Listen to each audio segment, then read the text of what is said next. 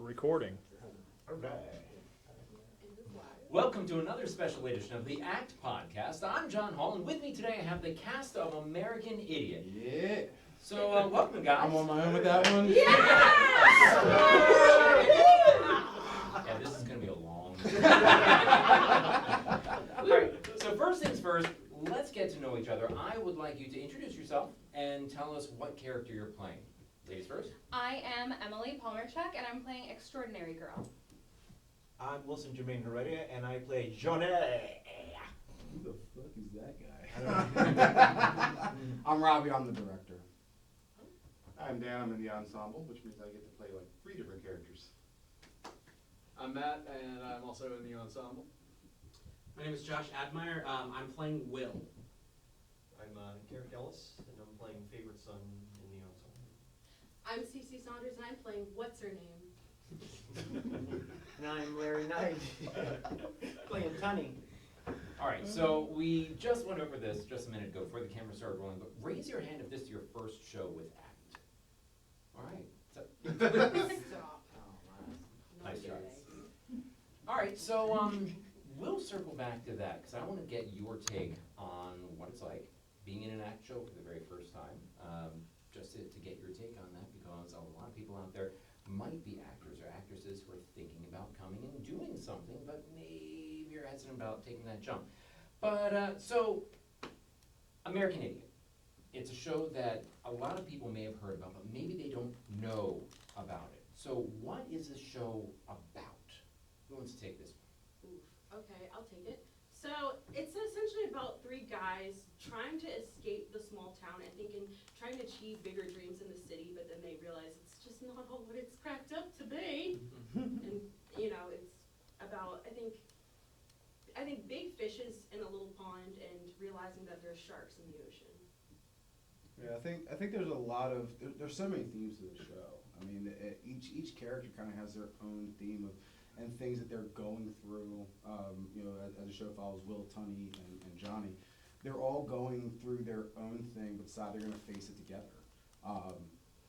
Will ends up not being able to go, and it's just Johnny and Tunny, and then Tunny decides he wants to go into the military after being, I guess, I don't want to say encouraged by the attacks of 9/11, but kind of prompted, the attacks of 9/11 kind of prompt Tunny into going off and serving his country, even though he, said, not even a month before was like, the heroes don't wear red, white, and blue, and down with the man, and essentially becomes the man.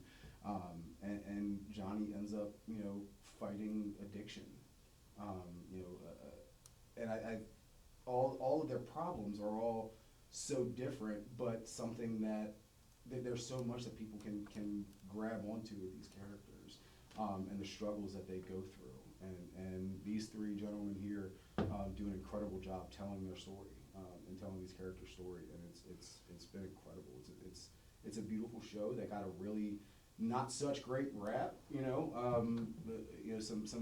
Some really bad productions have happened in the past where people kind of leave and go, I have no idea what I just saw, but they liked it because they heard Green Day music, right? So that helped things, but. So a big focus of this show is not just on the incredible music, but also the telling the story, and making sure that nobody leaves there questioning what they just saw. So the entire cast has been working so hard to really push those stories more so than the music. The music speaks for itself. People are going to enjoy it. People are going to love it. But the story is what people don't know what they're walking into until they actually see it, and it's been an incredible ride so far. Nicely done. Anybody else want to take a stab at this one?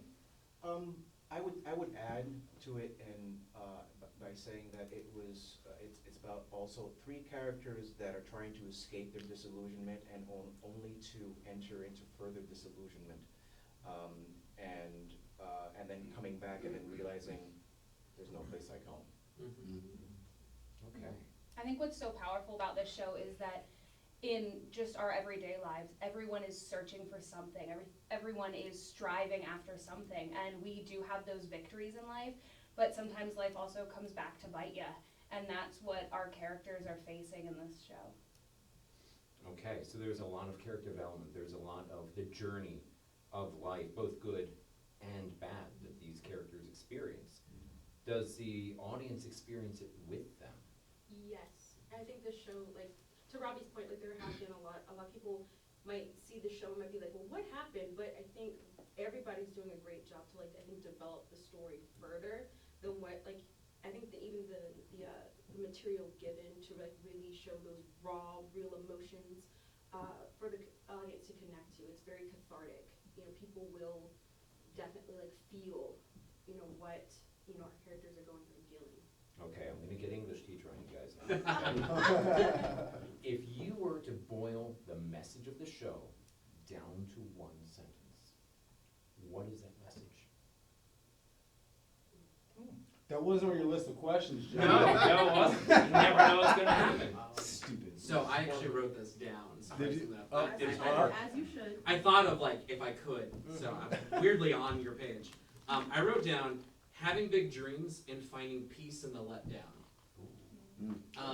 Because like as we've been establishing before, these three main characters, they are dreaming bigger than where they currently are. And there's some consequences for each one of them in varying degrees of either aspiring too big or aspiring too little, and just having to accept the reality that comes after that, and finding that piece of like, you know, it wasn't exactly what I was hoping, or I lost something along the way, but still finding peace with that, being okay with, you know what, it wasn't what I thought it was going to be, but I'm okay with that because I got my friendship still in the end. I think the returning at the end, where all three are just reunited, really kind of just brings that together of like, this is still good. What we have is still good. It sounds like a very universal experience that Yeah. everybody can relate to in some way, shape, or form. So, I think also too, just to add. That was more than one sentence. Yeah, it was a lot. Lost it best. It was a sentence plus exclamation. It was a run-on sentence, and that semicolons and. Yeah. I think also, you know, one way to look at it is even at your lowest, it's not over. It doesn't need to end at your lowest. And we all hit it. Maybe some of our younger folks in here maybe don't know what it's like to hit rock bottom. But I know there are many people in the cast that have. And there's always a way to bounce back. You know, no matter what it is, whether it's addiction, whether it's, you know, unplanned pregnancy, or whether it's going into the military and being injured. You know, you can get in some really dark places in your life and some really dark times in your life, but there's always the bounce back. And I've always said, I'm actually going to be getting a tattoo with this, but rock bottom is a great place to build a foundation. Nice. That's good. I like that. All right. Okay.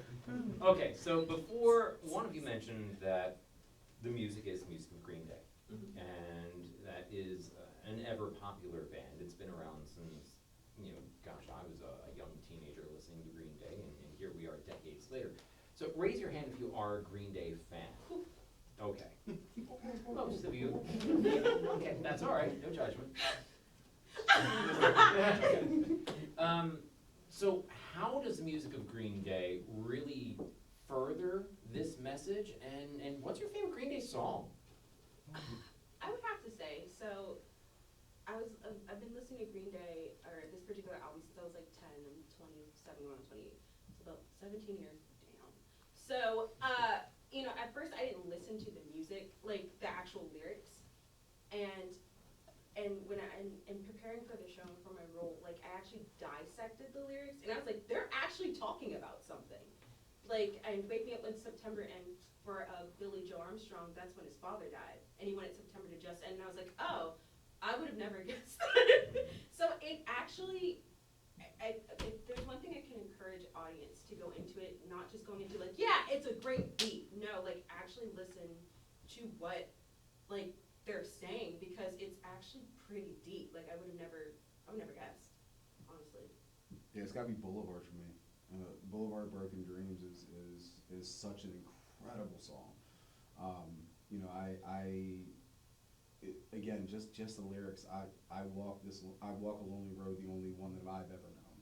about being, feeling like you're by yourself and there's nobody there for you, but I'm gonna keep on walking because this is home to me. And I think even though it's a ballad, essentially, like it's one of those. To me, the lyrics are so strong. Like, I don't need anybody. I might be by myself, but I'm still gonna make it.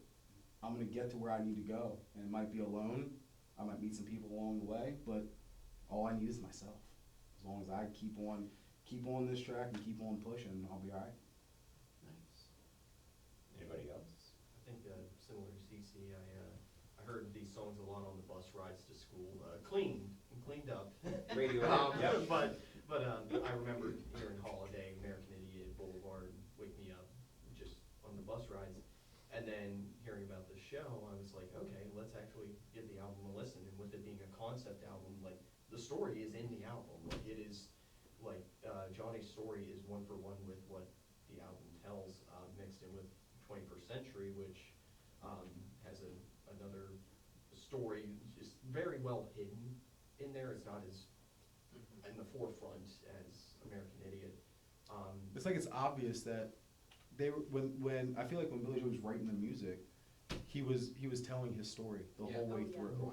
And I don't think anybody really knew that when the album. I know I didn't. When I was in high school and it came out, like, I did not know that there was. I was like, oh, these are all bangers. Like, this is a good album. But I never really thought, like, wow, they're actually telling a story beginning to end on this album. And it's incredible. And Cece is so right. The music is poetry. Like, the lyrics are poetry. And as an actor in the show, that's what we are getting the whole story out of. That's what we're getting our characters out of. And you really have to dissect what every line of the song is singing, especially if it's a song specifically for your character. And being a rock opera show, the music is all we have. Like, there's not really filler stuff that, oh, well, for this musical we built a story. Like, the entire story is the album. I think there's 17 lines of dialogue. Right. 17 lines in the entire show. Everything else is music, Yeah. and that pushes story forward. And it's music that you can easily digest. It's simple, but it drives home. And as you were asking before, like, how does the music impact the audience? And I mean, most of the songs, I remember when I was rehearsing and working on the show at home, I just pulled out my guitar and I just decided, it was like, let me see if I can play all these songs. And most of them are in G, C. They live all within that family.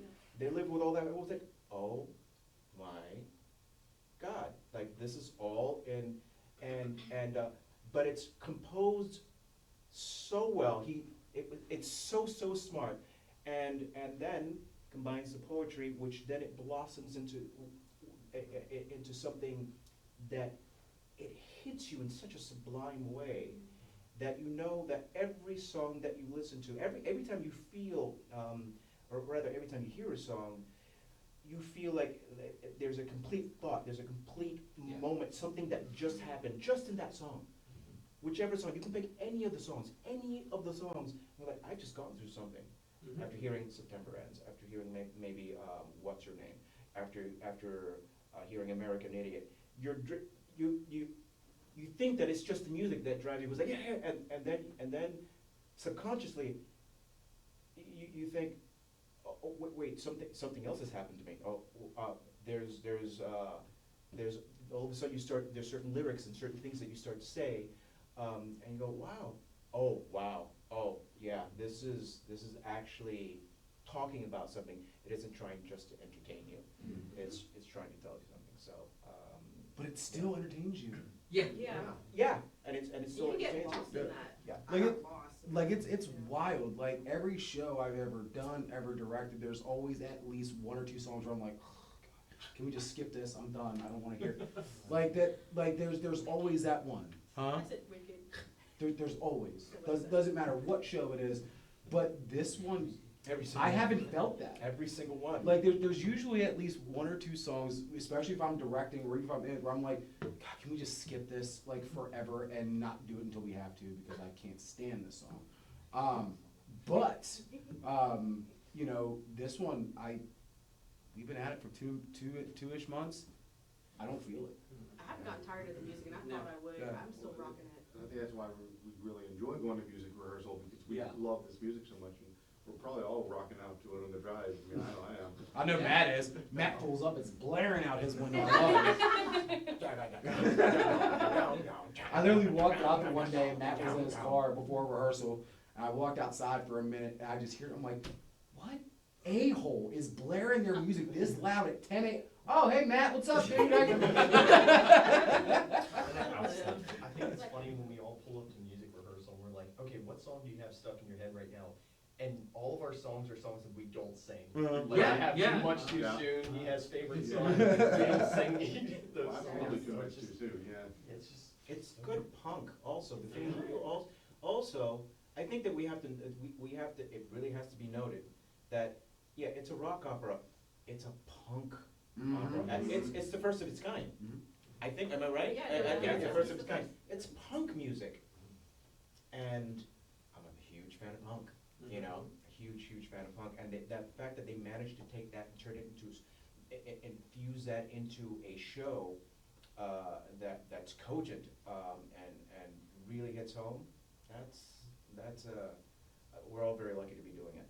You don't expect to find Shakespeare in punk, and yet here we are. Yeah. And I think the fact that it's punk is giving us such an opportunity to not be afraid to step on toes. Yes. Like to not be afraid to be as raw as this show is. Mm-hmm. Because like I said earlier, life isn't always pretty. Mm-hmm. And I think like punk isn't afraid to say that.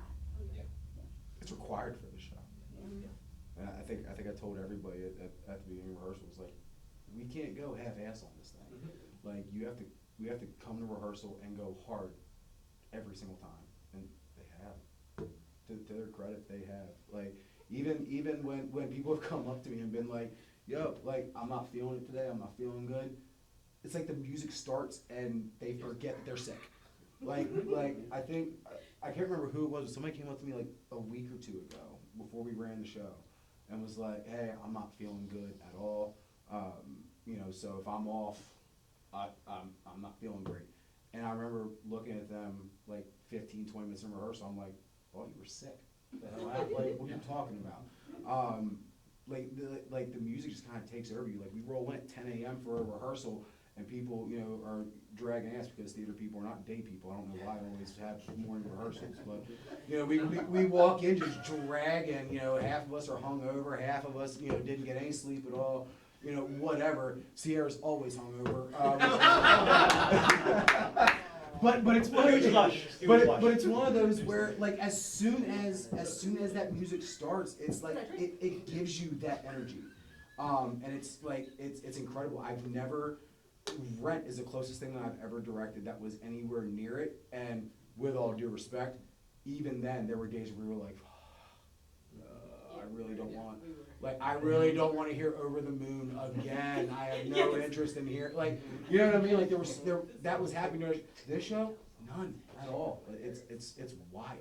And I think also to add on that, like, it's not only just the punk music itself, but it's also, I can't speak for everyone, but for a lot of us in the cast, this music or this kind of music was part of our formative years. Oh my gosh, yes. And so, like, this raw emotion that we personally felt when first hearing this music or growing in those formative years, we are able to like tap into that. So not only is the music itself energetic, but we're also tapping into a more raw version of ourselves back when, you know, this music was really just so life-changing for a lot of us. And so I think it's also inspiring just on a deeper level, not just like on the music, but personally for each one of us, just like I get to sing these songs that were so important to me and may still be very important to us. And the fact that Green Day's been relevant for 30 plus years Yeah. means that it's It's very telling. cross-generational, because you know, some of you are in your 20s, and I see you nodding, and you know, I'm in my 40s, and I'm in the same boat. We all were there with Green Day in some of our formative years. Wow, they're going back on tour in June. As they should. I'm gonna see 'em in As Hershey. they should. Yeah, like they're opening their tour. I was so pissed because I saw that they were going back on tour because it's a 20-year anniversary of American Idiots this year of its release. So they're going back on tour, and I was like, please God, start like while we're doing American Idiot. Like I will plan a cash trip to go see their open, and of course it's not till June, and they're opening in DC. I didn't know that. They're opening their tour in DC, and I was like, son of a bitch! Like Billy, you couldn't get out there a little bit earlier. Like we would have, like I would have paid for the whole cast to go out and check it out. But You know, you're still busy. no, that's in June. I'll be on. Hey, Yeah, call them but- up and they'll come and swing by and see the show Yeah, before yeah. they start touring. Who knows? I actually tried. Never mind. I I tried to get a master class with Billy Joe, but I couldn't find anybody that knew him. So I couldn't find his age or anything, but I tried. I'll give him a call. Thanks, Will. Appreciate it. Appreciate you, Wilson. Oy. Okay, so a couple of weeks ago, a couple of months ago at this point, we had auditions, right? Now, some of you are new, and some of you are veterans of ACT here, but you all made the choice to go through and audition for this show. My question is, why? What brought you in for this show? Purely the music. That's what I was gonna say. I'm a music person. When it comes to shows, music, harmonies, that's what I really, really enjoy. So for me, my audition song was Before the Lobotomy. It was more of a slower song, not anything fast at all, but it showcased different voices and what they could do. So that for me, I really enjoyed that song as I started learning what the songs of American Idiot. So I enjoyed that one. Music's for me, definitely. Yeah, the music definitely was the initial draw, and then when they announced Wilson, that was even more, because everyone I know who was in West Side with him spoke so highly of him. Like, I gotta work with this guy. I just broke them up. So I can get nice things. Thank you. I mean, I'm originally from kind of around this area, but I had been out of state for several years. So I was back home and I was just craving getting back into local theater. And I saw auditions for this, and it's unlike any show you've ever seen and that I've ever been a part of. So I was like, it's a no-brainer. I'm gonna audition and see what happens. Outstanding. Anybody else? Yeah, I've done, so I got back into theater last year, around this time last year, and so I've done shows around the area, just hopping around, and I'm drawn to shows with like heavier themes. Like I like shows that like really challenge the audience rather than like I'm not above like doing like a fun show just to keep the audience entertained, but like where I thrive acting wise is the shows that push me and push the audience. And so like seeing American Idiot, and I'm like, oh, I liked this music when I was younger, let's do it. And then I looked up the show, I'm like, ooh, this is heavy. Like I really like this. And then I'm a Rent fan, like through and through.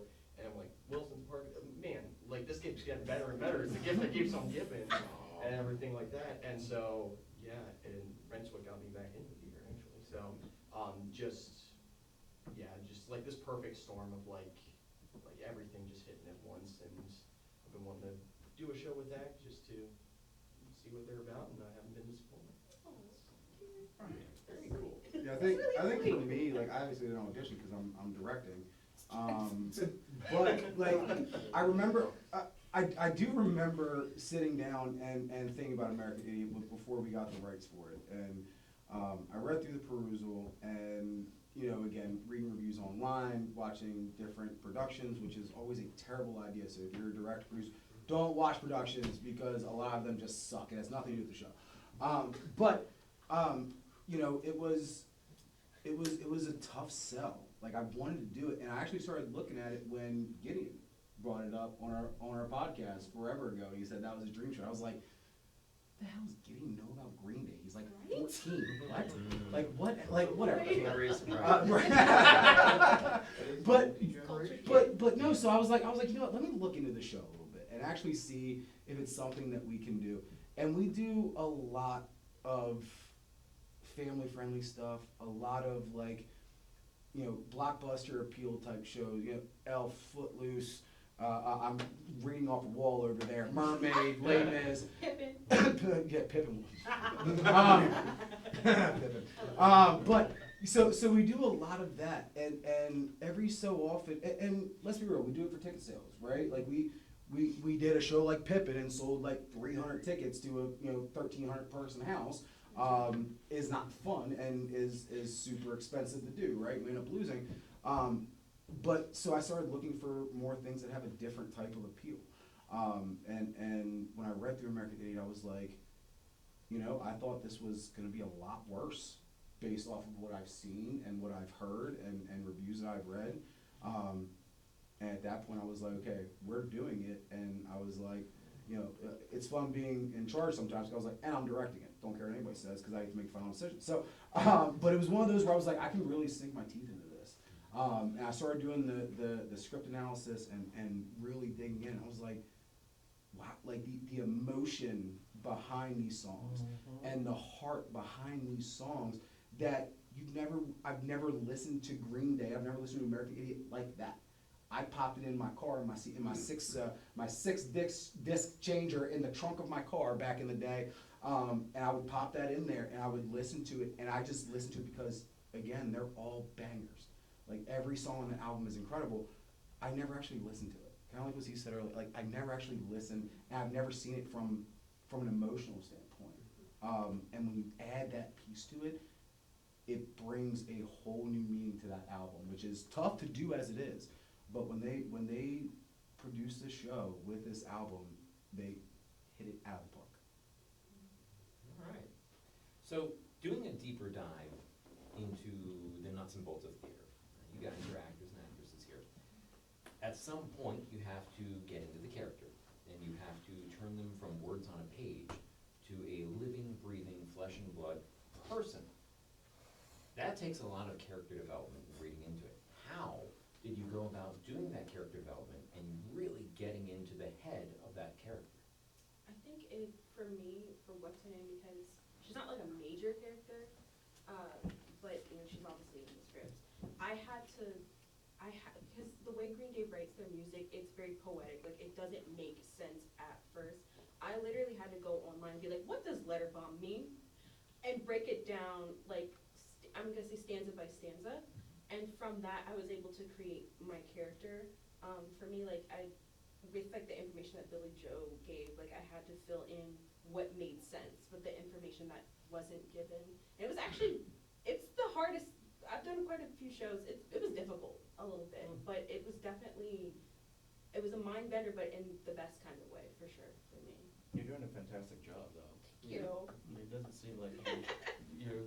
I'll send you her character analysis. It's wild. Mine's actually, it's 3 to 4 pages, but I did not think that I was like, my character's in here for how many songs, but in actually diving into the music, I was like, damn, There's a lot going on. there's a lot happening here.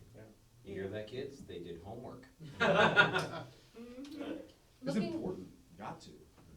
Yeah, looking at your individual songs, but also at the whole album and the whole show and what characters you're interacting with, because just like Cece said, I looked at the song Extraordinary Girl and I looked at what each line meant so that I understood what every single line meant. There's a line that says, he steals the image from her kiss. What in the world does that mean? At first glance, you're like, huh? So yeah, you do your research, you look at different sources, you come up with your own ideas, but then also it's who are you interacting with at these songs? What came before it? What's coming after it? What is your relationship? Theater is not about you, it's about the group, it's about the audience, it's about the experience. So yes, knowing your own character, but knowing how your character interacts with and impacts those around you. Lessons with Emily. Right? I would agree. As you should. As you should. What I find funny is pretty much how you said, and it feels like for my character, I'm kind of doing the opposite of that. Because the big thing about Will is that he's missing out. Right off the bat, he is taken out from this journey. He doesn't even get to start the journey. And for a lot of the show, Will is on stage, but he is isolated in his apartment while other things are happening. And Behind him, everything's going yes, on around him. everything's around him. And it's been kind of interesting, really tapping into the complexity of Will, in that going to rehearsals and seeing, you know, my fellow castmates do these amazing song and dance numbers. And I actually felt envious. I was like, oh, man, I love this song. I really wanted to be in it. Now I'm not. And I'm like, that's the point. Like, that is the point for Will, is that, like, and so how I'm kind of envisioning it is, Will isn't directly looking, but this could also be an imagination of what he is potentially missing out on. That's great. He may not know fully, but this could also be an imagination of all the things he's missing out on. And so it's So really all a been, projection of Will. yeah, this is all just imagination. Inception. I love it. Take a back seat, Wilson. This story's about Josh. It's really about I love it. No, but I when I was blocking this shot, I felt so bad for Josh, and I started thinking about like Ben Platt and Parade, like having to stay on stage through intermission, and where people like Yeah. it weirded people out. But I was like, I don't want him to leave. Mm-hmm. I need people to see him missing out Yeah. on everything. And every time Josh is just like a freaking trooper sitting back there on his chair, just sitting and watching everything. I'm like, we didn't really need him today. But we did. You know what I mean? Yeah, like, yeah. like it's such a, Will's actually my favorite character because he starts off making the right decision. Yeah. Right? His girlfriend gets knocked up. Not even girlfriend, I think we're playing one night stand more than anything. Right, yeah. But one night stand got knocked up, and he makes the right decision. Okay, I'm gonna stay home and be a dad. I'm not gonna go party. But then fades into this super deep depression and FOMO. Like I'm missing all this because Johnny's writing these letters like, oh, I got this girl and I'm doing this and we're doing this and it's amazing. And Will just sits back and goes, damn. And like just dips into this depression, and the audience needs to see that. Yeah. Bit by bit, getting worse and worse. And Josh is doing an incredible job seeing that. People may think he's just sitting back there, just chilling, reading a book, which he could half the time.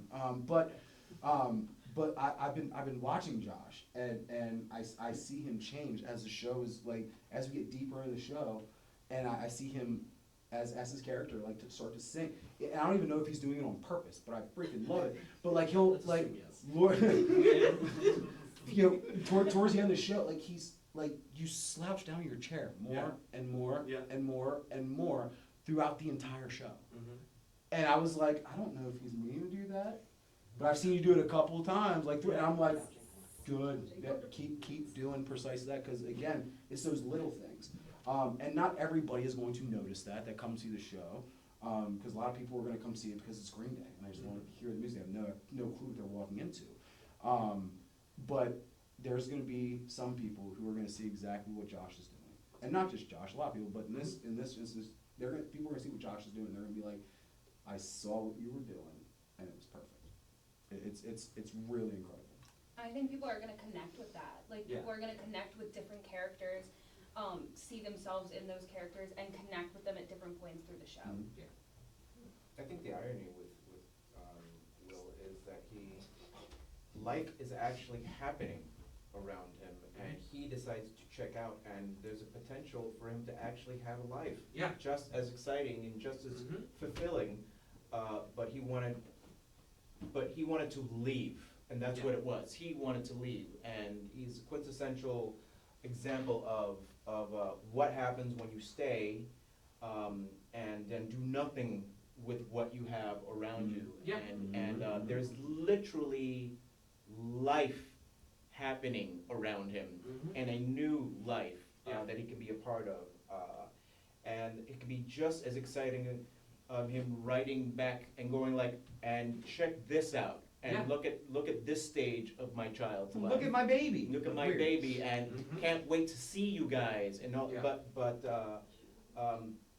self-disillusionment. It Yes. just disillusioned, and it's absolutely FOMO, and, yeah, I mean, that's the irony of that character, yeah, you do play it brilliantly. It's again, it's doing, and just hearing that also, because the first time that it struck me was like, that's right, you actually just kind of like sitting, Yeah. because I leave the couch, Yeah. and I say goodbye, and I remember just kind of going like, looking at you, going like, You staying? Yeah. It was like, well, all right, well, I'm gonna write you, and I just thought right now, like, wow, there's so much you can do, though. Mm-hmm. There's so much you can do with that, when you're left to your devices, you know, like, I was like, oh my God, like, you have such a fun part. Yeah. It's such a good part. Yeah. And such a great part for Josh. Yeah. Um, And I think the spiraling is going to be especially, like, you can get a lot of depth from that when the consequences of not appreciating what he has Mhm. really comes into fruition. I think really is one of my favorite parts of that, of just like the consequences of that, of just like, dude, you had so much and you were just more concerned about what you didn't have. Right. And here's what's going to happen with that. So I really like that kind of just being able to see that full arc of that, and most of it's, you know, him just on stage. So yeah, I'm looking forward to really just even diving further into that. That's gonna be fascinating. Oh, I wish I could see that. Good. You're gonna see Wilson You're just doing, gonna be across doing stage. Boulevard, just looking behind him. What's he Anyway, doing? What's Josh doing? Oh my Holding up a mirror. Still depressed? Okay, alright. What a coincidence. So am I. For other reasons. Right. Okay, all right, so let's move on now. Wilson, I apologize in advance for this one, because Okay. this is for them, and it might get awkward. We have a Tony Award winner. Oh, Yeah, I'm really glad to be here. yeah. Yeah, we have Tony Award winner Wilson Jermaine Heredia here as part of our cast, and that can be daunting, that can be impressive, that can be a lot of things. I want your take as a cast with working with Tony Award winner Wilson Jermaine Heredia, because that is, And Drama Desk. Yeah. The Drama Desk too. Obi Yeah. as well. Yeah. Not counting. No. because that's really cool, right? That's not something that a lot of people can say that they've done, and it's not something that, you know, a local theater group often has the opportunity to do. So, what's your take? Oh my gosh, Wilson's the nicest person.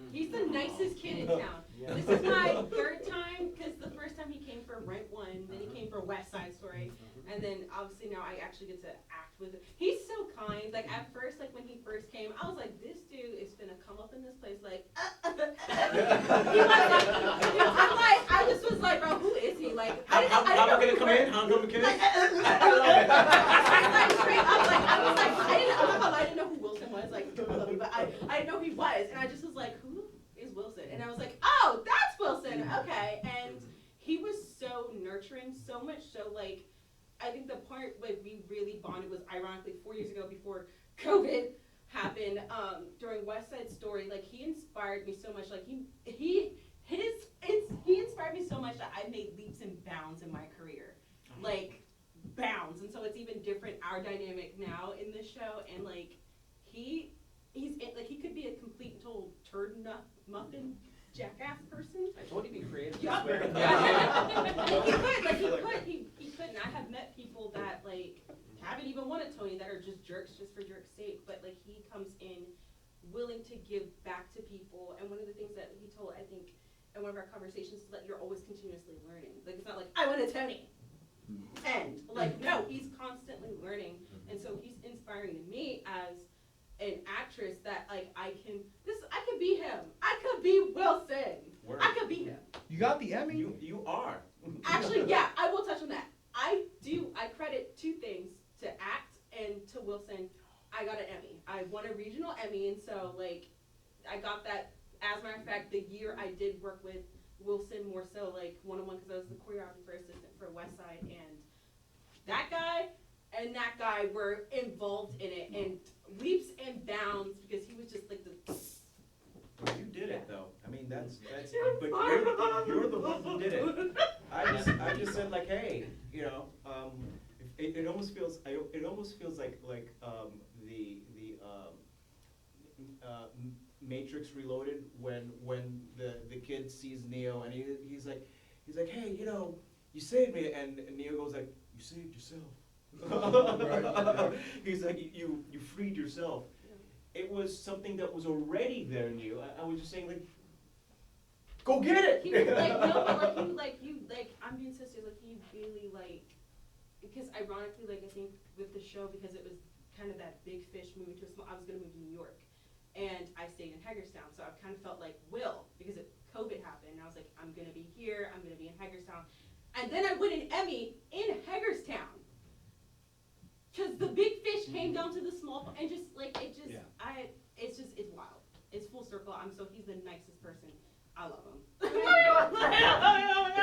It's only the beginning. It's only the Seriously, beginning. yeah. Well, and that's the thing, a lot of people have already mentioned that when they heard that he was coming to work with us, they were so excited, and that was one of the reasons they were auditioning. And yes, like, he is so incredibly talented and so knowledgeable, and we have a lot we can learn from him, and that he is more than willing to share with us.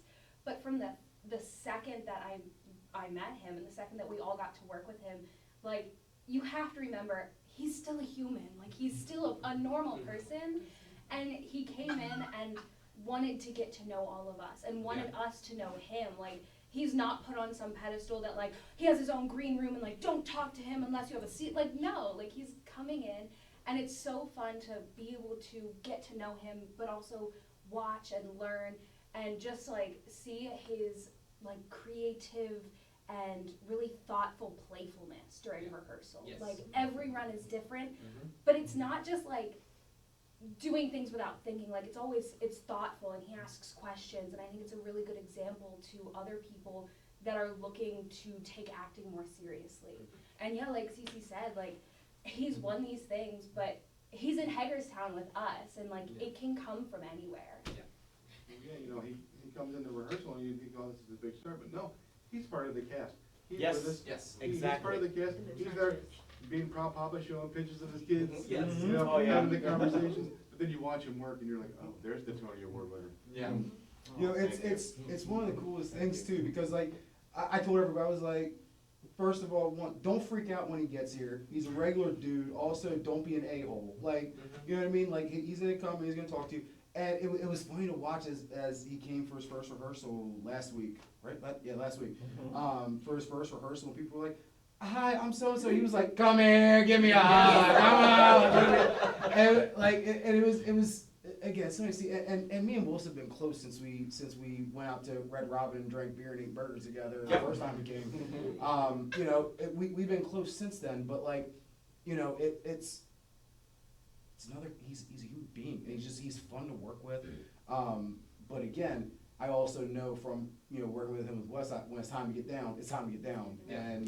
And there is, I'm not saying my resume's long or anything, but I've met plenty and I've worked with plenty. There's no way that gets down like Wilson. Nobody. Your resume is long.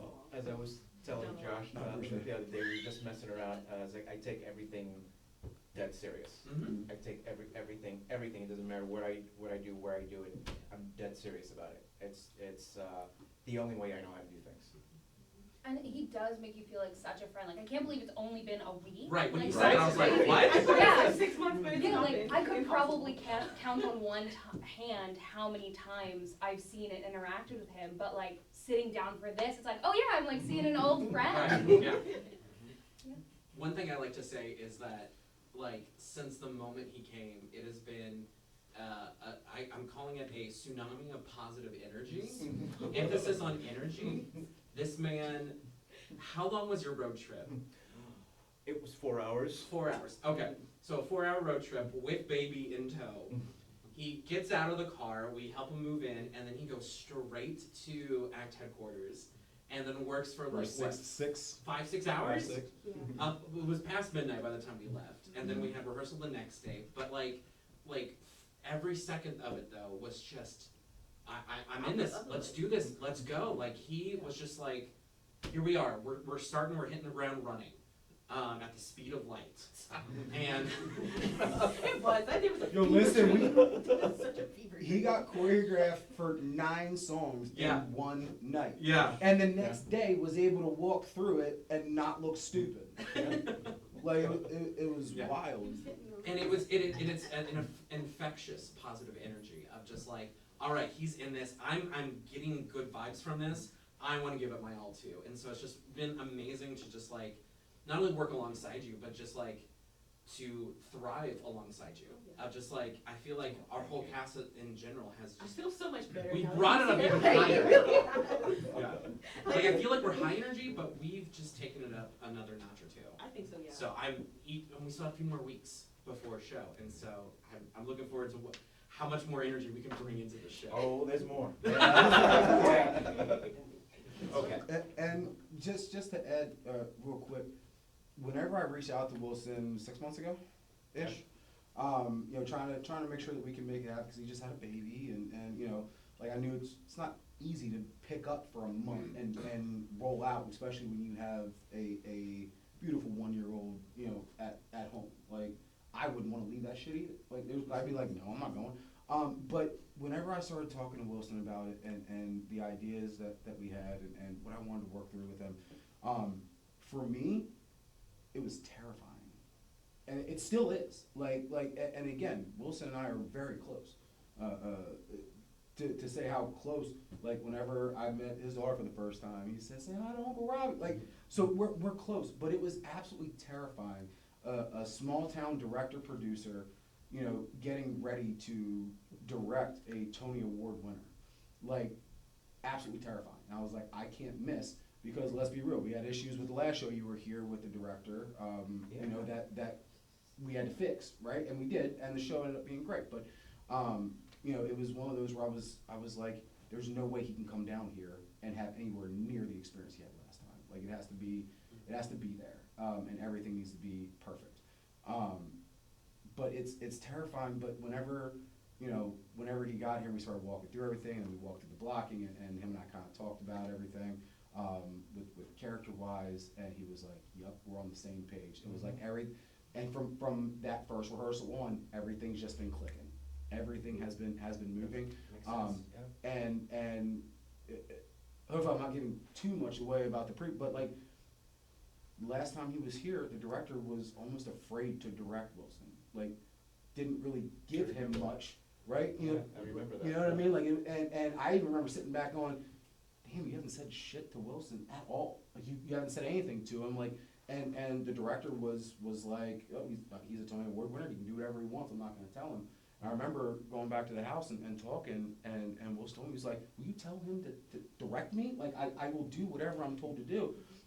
And getting the opportunity to do that, like, to say, like, I'm some small town nobody, right? And Wilson coming in and taking that direction, and seeing him put life into the character that I'm trying to make sure that the show brings forward, and him taking direction, asking those questions, and again, he could walk in and be like, well, I'm doing this, I don't give a shit what you say. I'd probably be like, fair, I get it.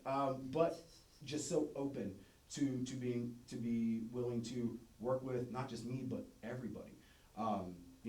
There's a pretty intimate scene between Wilson and Cece, and we kind of talked about it, and I was like, do you need an intimacy coordinator? And they were like, nope, we got this. And just watching them work that out together, where we were like, what about this, and what about this?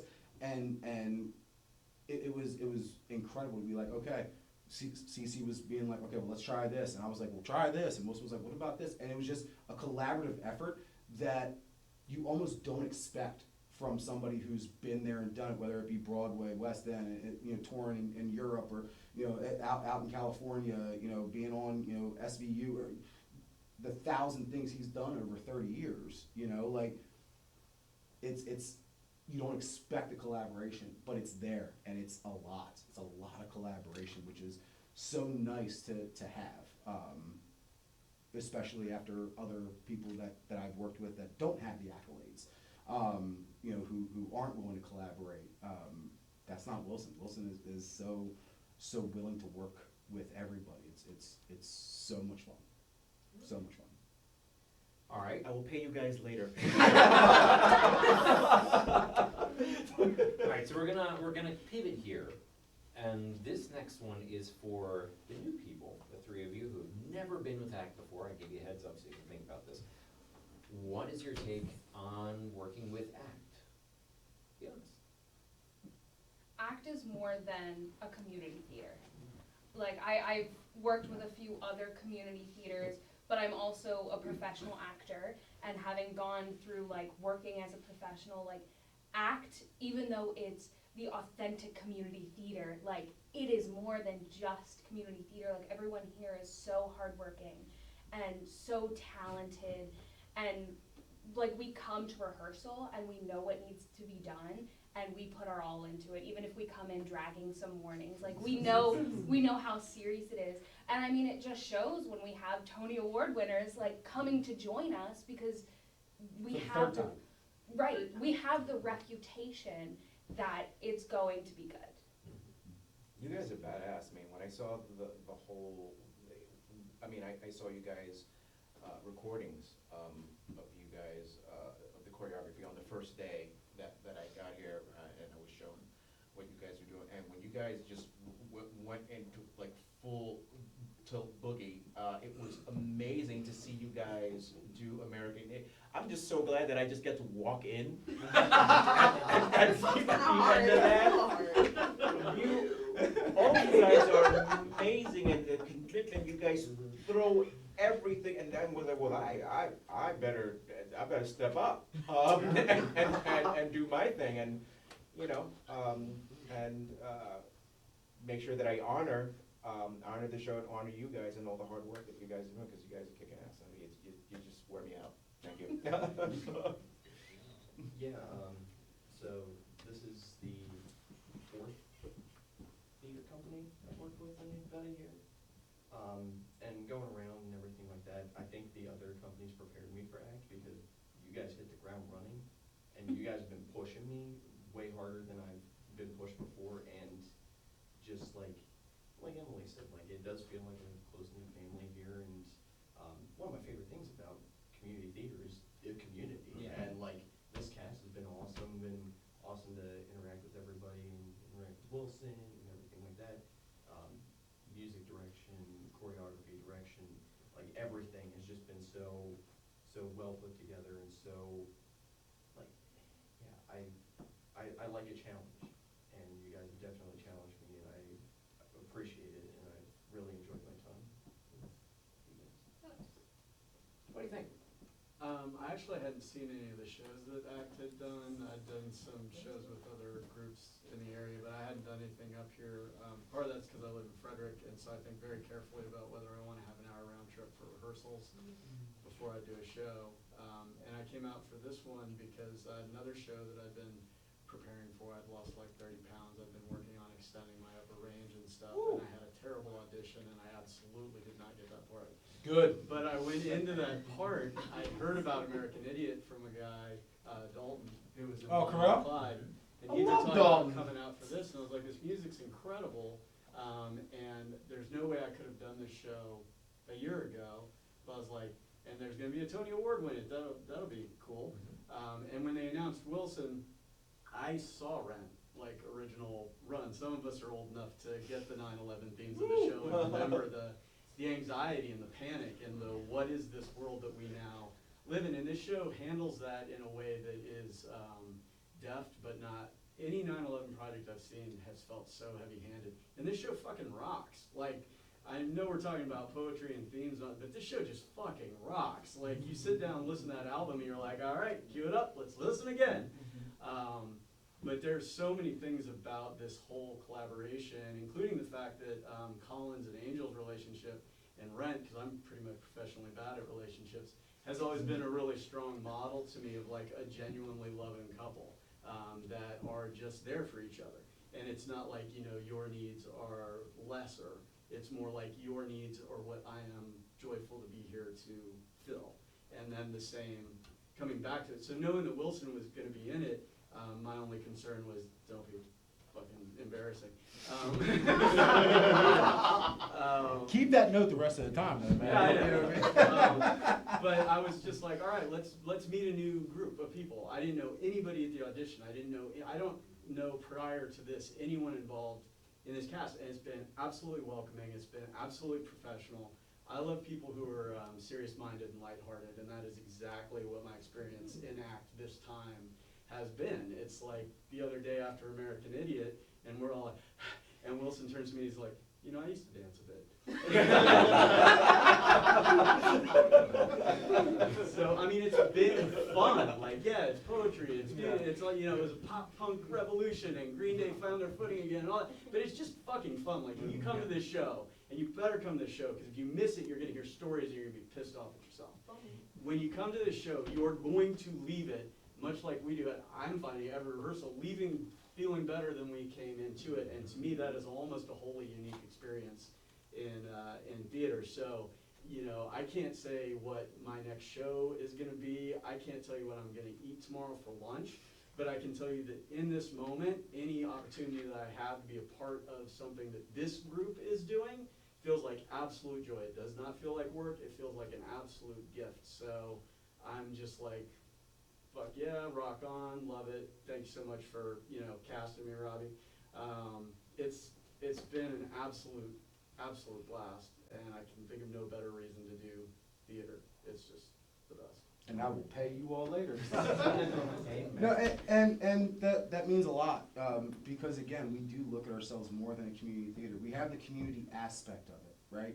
And that's really important for us to always keep as you know, we continue on the trajectory that we've always been on, which is to hopefully one day get to be a fully professional theater. We have an off branch that does, that's a professional company that we work with, or that we have, you know, but, and a lot of people, if you remember, as a board member, were like, oh, we don't really want to do that, because then what are we going to lose? You know, are we going to lose our pillars, you know, of being community focused? There's a lot of discussion that went into that. A lot, and that's when we said that we'll never lose community theater from what we do.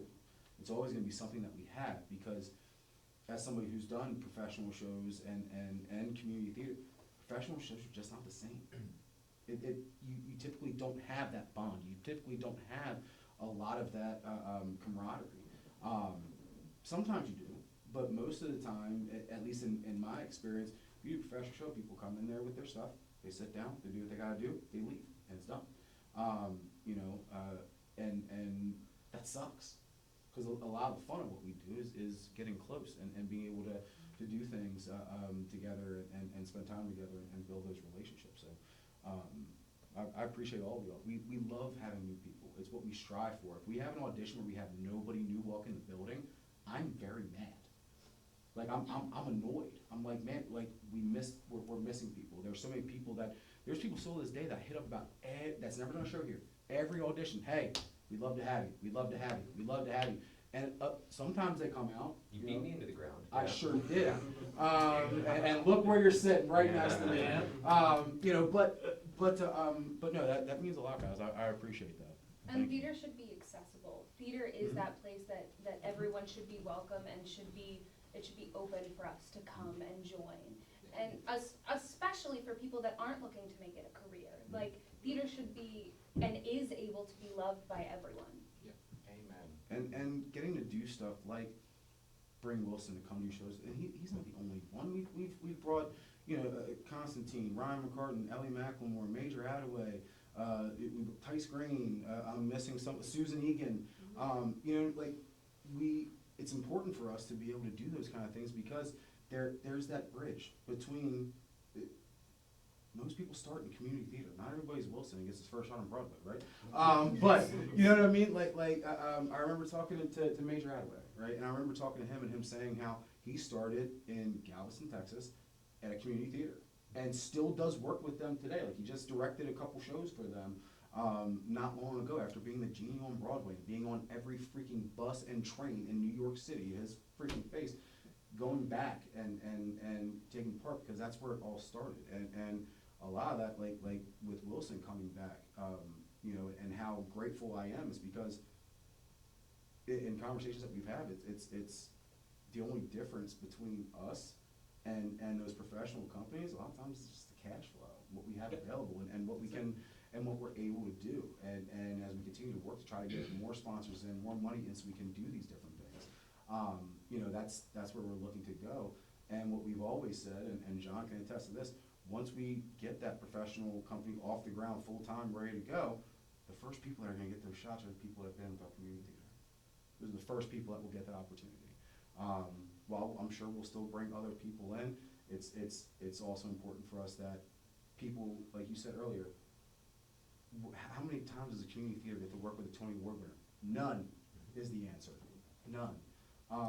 Because typically, their agents will just laugh at you. You know what I mean? Like community theater, no, they're not coming there. Whereas I just called my agents in representation, was like, I'm doing this show. Okay, I'm doing the show and this is what you're gonna get paid, okay? Just be happy about it. I was like, hey, you're welcome, I got you work. I got your money. It's literally it. Like I That's called it. Wilson, I'm like, you wanna do this? And he's like, let me look at the schedule. We talk about it for usually about a month back and forth, just, you know, trying to figure out schedules and all that shit.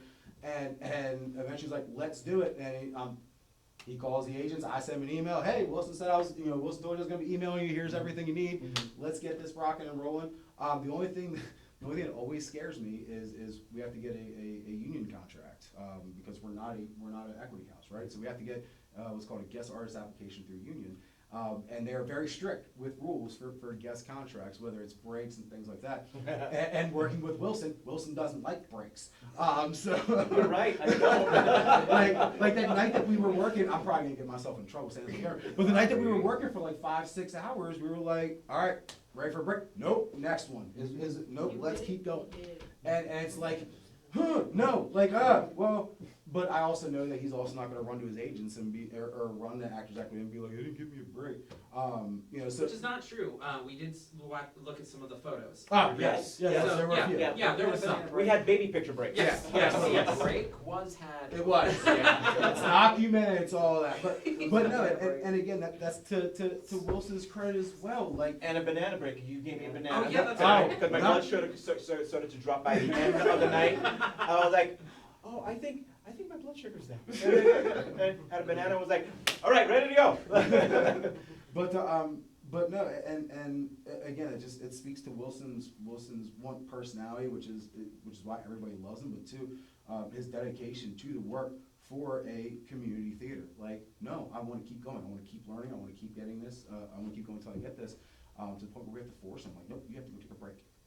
Take your 15 before I get a fine in the mail and I don't want to pay it. So,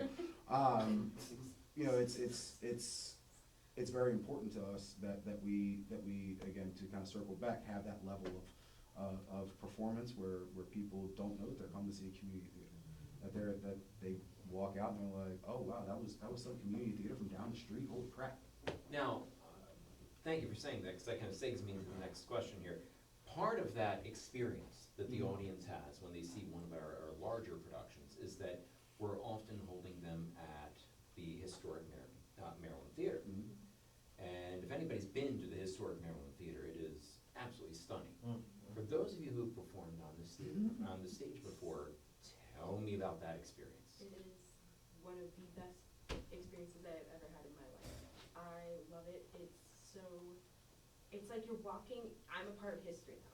Because I've been with ACT for, I don't know, what, 7 years? 6, 7, Six something like that. times with Pippin, basically. So, that's my show, that's my Sure, show. not. You're gonna That's bring my that up. show. Because I love Pippin. Is this a drinking game?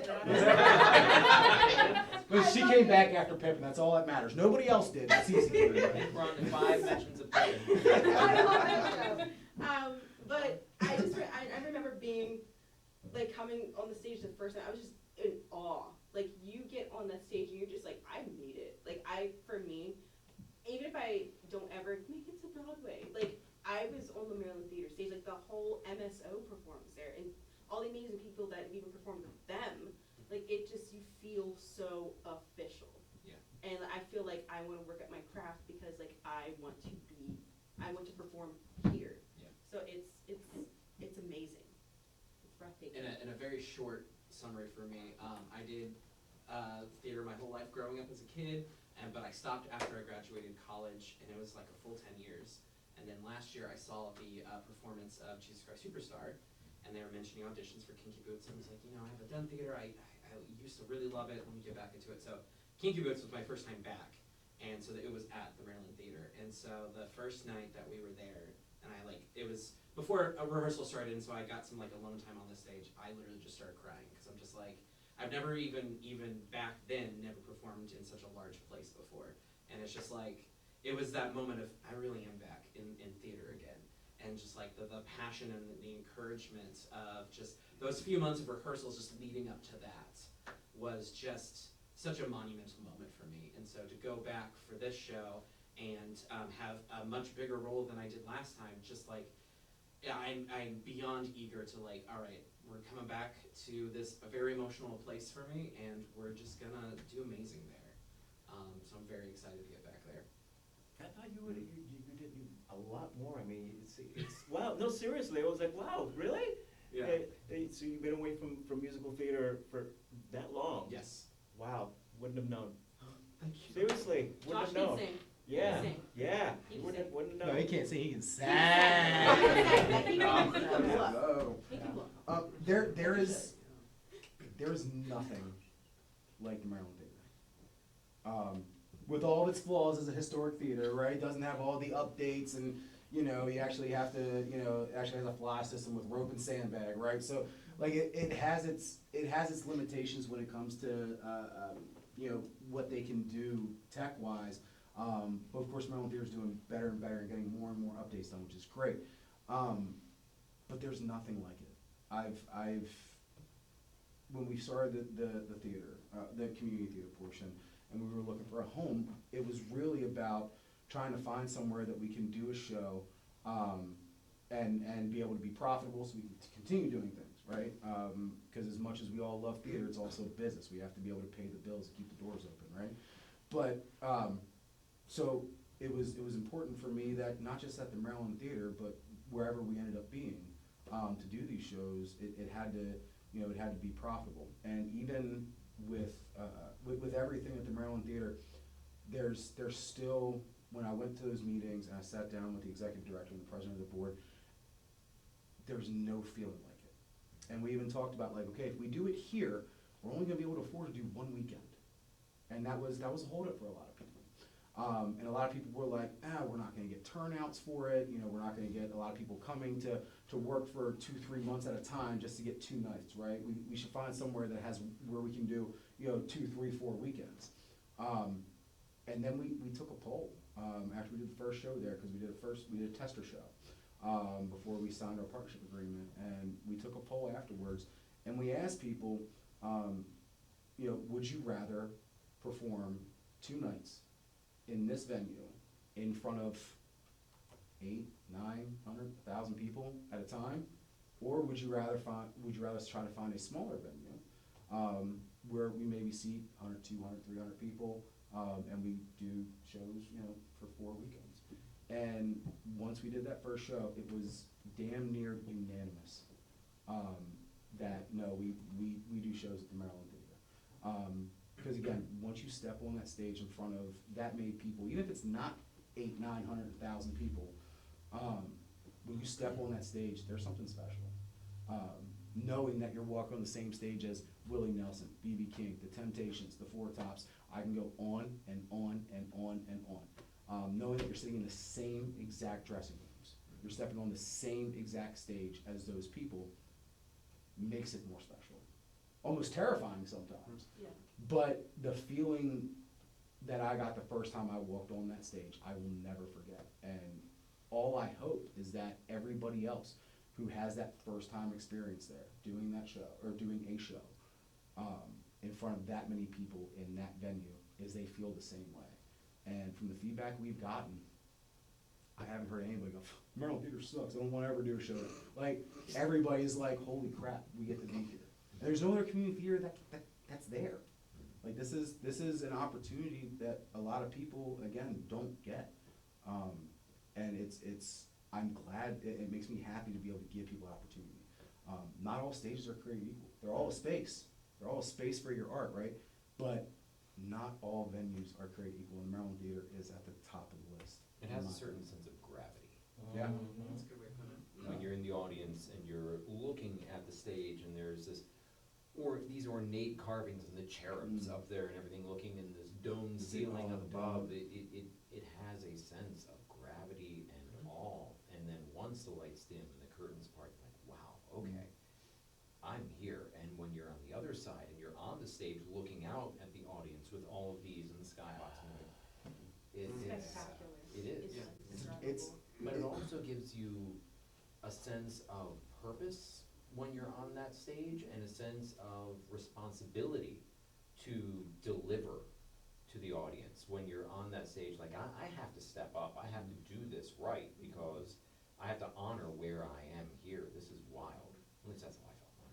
No, that's how, no, honestly, like, that's like, I guess I've been performing on it for like a while now too, like, one of my goals that before I ever leave Hagerstown and do something else, finally, that I wanna have like a lead or something like that, so with this part, like, it's more than just like, it's American Idiot, all American Theater, like, no, like, I have to step, like, I'm doing more than what I've ever done, you know, because I have to own up to just a historic place, but a place that means a lot to me. It's like the starting point for me, so, yeah. But it's so, like, for me as an actor, it's one of those where it's like, I want that feeling. Yeah. I almost want that little bit of feeling of terror, where it's like, if I don't perform, if I don't do this, I'm screwing up here.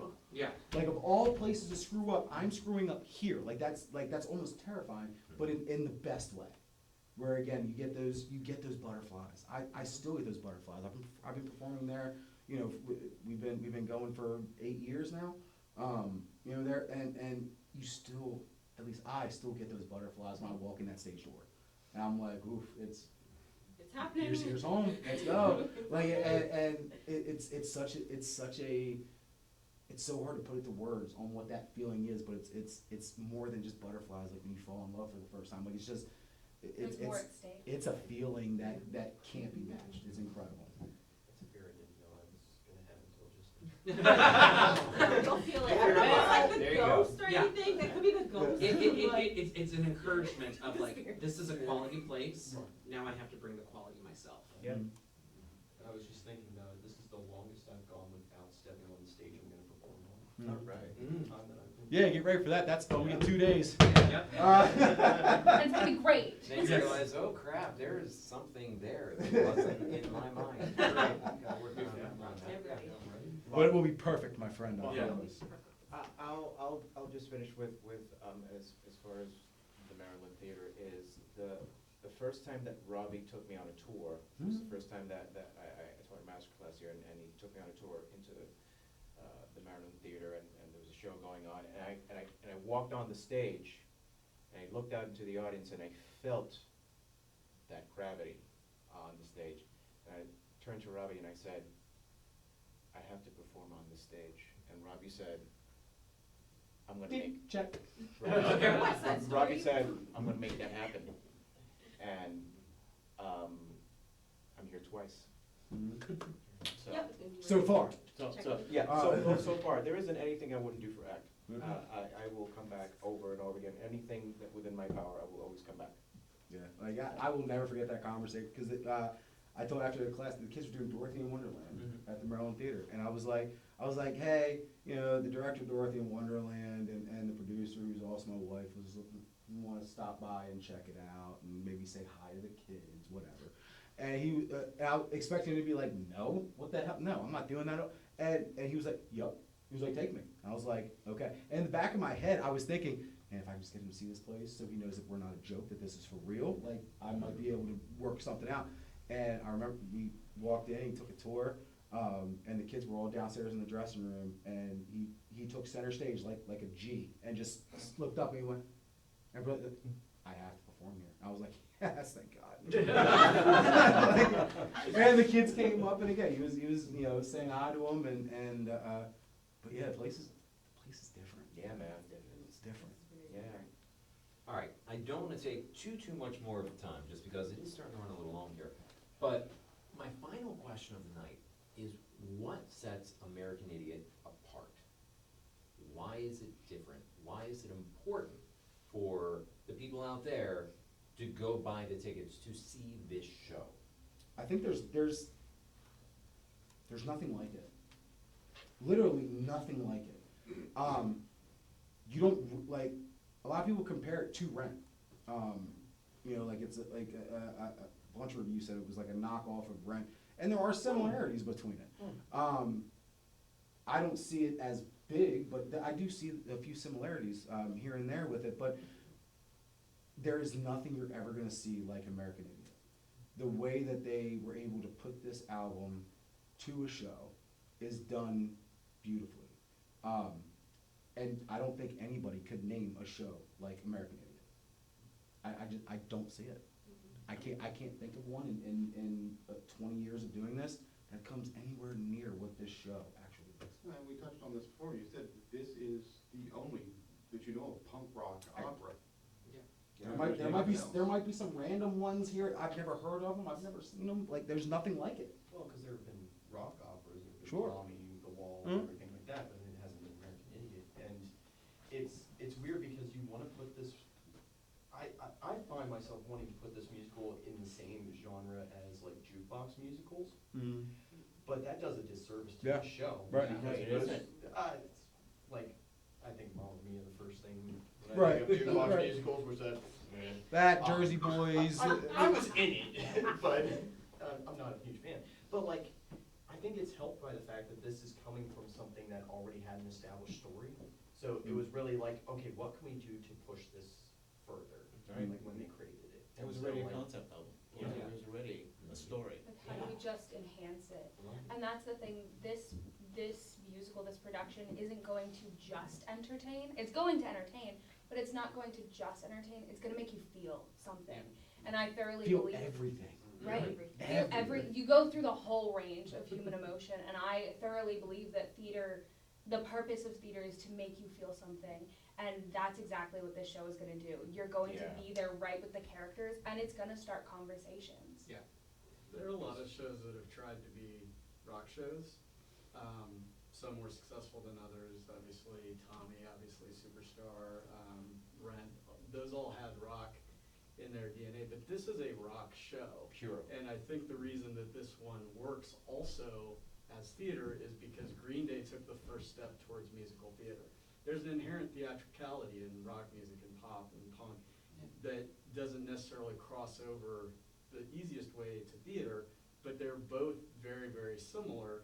So when Green Day took that first step by doing a concept album, but first writing a rock album that had a concept behind it, that just plays out a lot differently than being like, all right, we want to make this show rock, and so we will take this story structure, but we'll make these rock songs. And then musical theater stepped towards Green Day and said, we see what you did there, let us show you what we can do.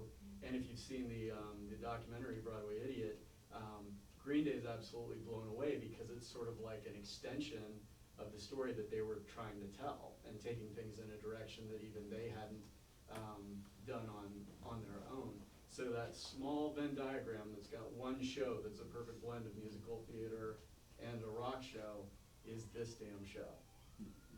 I'd also have to say, like, I think the one thing that sets American Idiot apart, but most importantly, our version of American Idiot apart, is I think it's the cast. It's when you watch the show, you are going to be so proud, even if you didn't meet anybody in the show, you're going to be so proud of the blood, sweat, and the tears that are gone into just the preparation between everybody. Even if I wasn't in the cast, I would come see it just because I know that everybody's working their ass off to make this show fantastic, and then obviously coupled with, you know, people performing at the Maryland Theater, it's just gonna be something magical. It's gonna be something that I think this show has collectively lifted us all up. It's also dropped us a couple times. It's dropped me a couple times. Currently, I'm picking myself up, however, you know, it's gonna, but you're gonna be feeling like, I can do that. It's gonna make you inspired, I think, to do theater. It's gonna inspire you to say, if everyday people could put a monster of a show like this on, I can do it too. And you're just gonna be proud. And I think it's cathartic, it's tangible, it's real, it's raw. I think it's a great show for people that aren't theater people because it's not stuffy. It's just, It's accessible. it's accessible to Yeah. everybody, just like to Emily's point, it's accessible. And I think that's what is most important, and I think the overall goal of what we're doing here. Yeah, and I mean the feels, like, this show will take you on the wildest roller coaster of emotions that you've probably ever been A on. non-stop one too. It's wild, like how many emotions and how often those emotions are changing. You know, one second you're partying, having a good time, rocking out, and the next second you're bawling your eyes out because what you're witnessing happen and seeing unfold. Like, again, I'm a fan of American Idiot. It's one of my favorite albums of all time. Like it or not, I think it is the punk album that brought punk rock to mainstream, which some people give it shit about. Taking punk rock out of the basements and out of the nightclubs and bringing it into mainstream music. But I think it's always been incredible. It's always been that. But you've never heard American Idiot like this. And if we don't get a second to take a breath, neither do you. Yeah. Yes, that's a good way to put it. And So they get go- ready for the ride. Yep, Yep. absolutely. All right, well, American Idiot is coming to Hagerstown to the historic Maryland Theater. There is still time to purchase your tickets. Go to actforall.org. That's actforall.org. You can find tickets to American Idiot and all of the other productions and shows that ACT is putting on both at the historic Maryland Theater and at our own venue, the ACT Black Box Studio, just down the street from the historic Maryland Theater. So again, that's actforall.org, or you can find us on your favorite social media. We're there waiting for you. Thanks for joining us today. Thank Thank you. you. Rock and roll!